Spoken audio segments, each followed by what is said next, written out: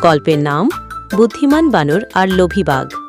একবার এক বনে একটা বাঘ আর একটা বানর পাশাপাশি বসেছিল। বাঘটা গম্ভীর স্বরে বলল, আমি এই বনের রাজা, সবাই আমার ভয় পায়। বানর হেসে বলল, ভয় পায় মানে সম্মান নয় রাজামশাই। বাঘ রেগে গিয়ে বলল, তুই কি বলতে চাইছিস? বানর বলল, চলো দেখি কে বেশি বুদ্ধিমান। সামনে যে ফল গাছটা আছে, 1 মিনিটে যে বেশি ফল আনতে পারবে সেই জিতবে। বাঘ লাফ দিয়ে ছুটল গাছে, কিন্তু গাছে চড়তেই পারে না ঠিকমতো।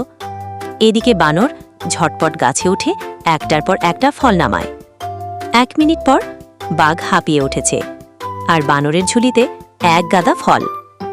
বানর হেসে বলল, তুমি হয়তো রাজা, কিন্তু বুদ্ধি আর পরিশ্রম না থাকলে রাজত্বও কিছু কাজে আসে না।